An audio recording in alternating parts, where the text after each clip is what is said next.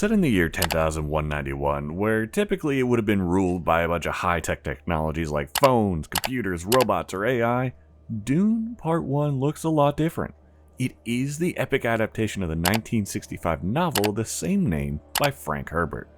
The story concept is so popular that this 2021 remake by director Denis Villeneuve is the third one, preceded by a 1984 film and 2000 miniseries. Welcome to Galore Techs. Today, we're going to have a look at the movie Dune, which is the story of the political intricacies where the powerful are all after the desert planet of Arrakis and its valuable and coveted treasure, the spice. We'll explore all the technological aspects of this epic movie and see how they made a movie that won 6 out of 10 Academy Awards nominations. Bringing Dune to the big screen had been the long-standing dream of director Villeneuve, and instead of building on the elements of the previous adaptation of the movie, he went back to the book to bring his own images that came out when he read it. The movie was made with a set budget of $165 million, and managed to earn $434.8 million at the box office. It was well received by the audience and critics alike, with a review aggregate of 83% on Rotten Tomatoes. The principal aspect of this movie is its vastness and different landscapes, and the filming locations played a vital role in bringing Frank Herbert's epic sci-fi novel to life. The story unfolds on the lush planet of Caladan before transitioning to the harsh desert world of Arrakis. Caladan scenes were shot in Stanlandet, Norway, known for its abundant water bodies and green landscapes, mirroring that planet's rich vegetation. For Arrakis, filmmakers chose Wadi Rum in Jordan, capturing its rocky formations and sandstorms to portray the desert planet's harsh environment. Abu Dhabi in the UAE provided practical shots and scenery backdrops, with scenes in the Liwa Oasis and the Rub al Khali Desert, adding authenticity to Arrakis' rugged terrain. These real-world locations, along with some CGI enhancements, ensure that the movie transported audiences to a captivating and immersive universe without relying solely on digital effects. Now, let's start by talking about the amazing and otherworldly set design, which really played a vital part in bringing the concept on screen.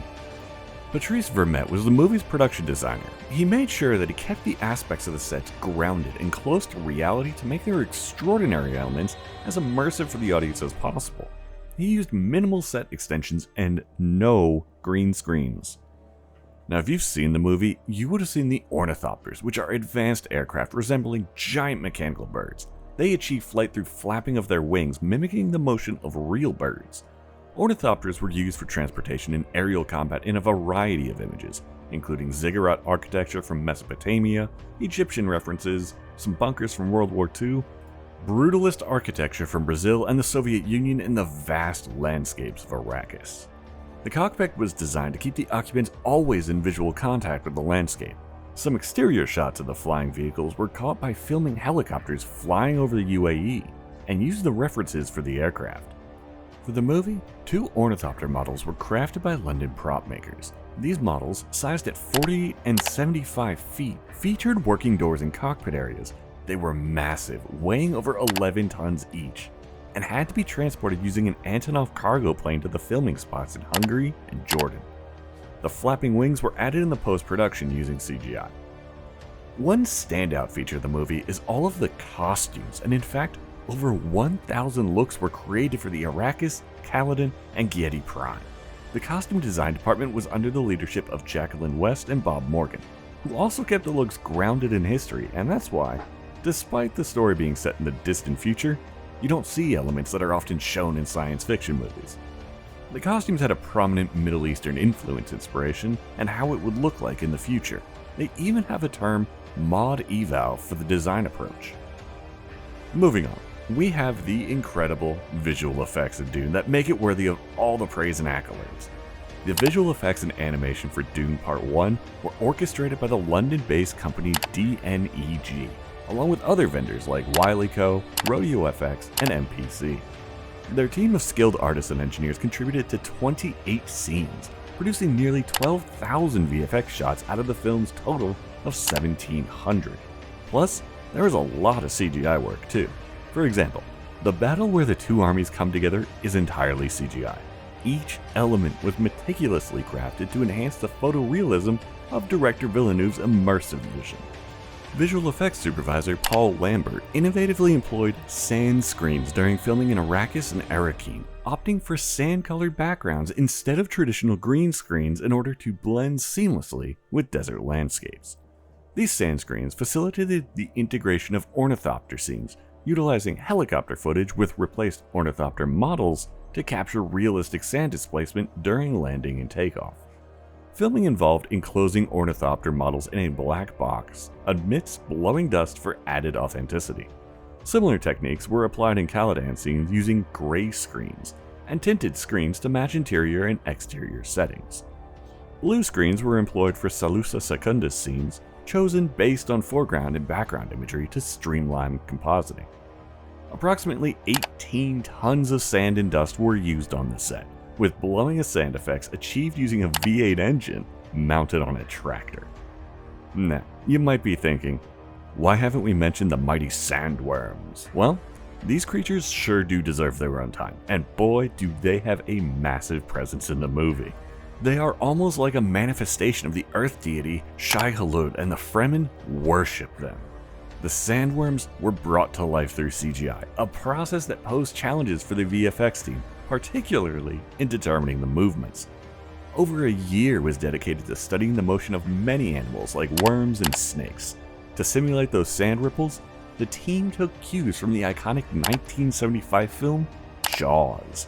Special effects supervisor Gerd Nevser devised a vibrating steel plate beneath the sand to create patterns that would signal the approaching sandworm, and later expanded the coverage.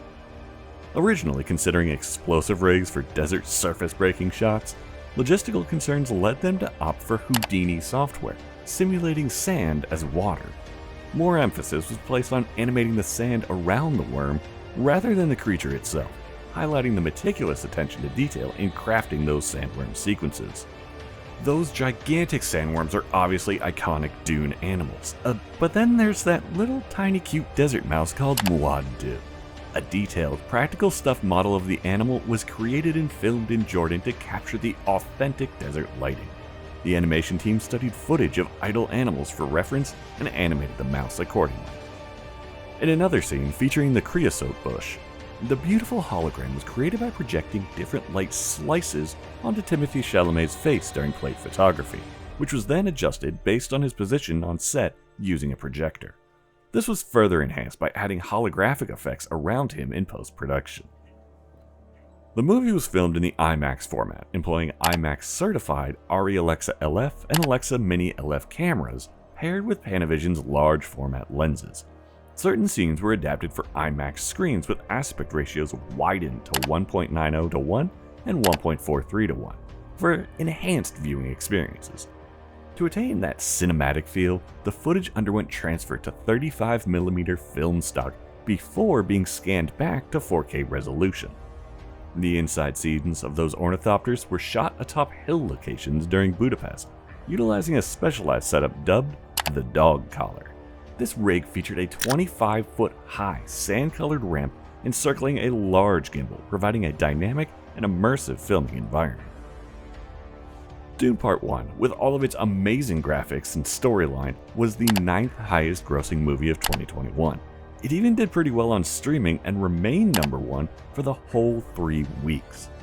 Dune has seriously gained the public's appreciation, and after the recent release of Dune Part 2, we're all now looking at a 3rd installment of the movie, which would conclude the franchise. So tell us, have you seen Dune 1 in theaters? What part was the most mesmerizing for you? Okay, but that's it for today. I hope you enjoyed the video. Remember to like, comment, and subscribe for more interesting Galore Text videos. Thanks for watching.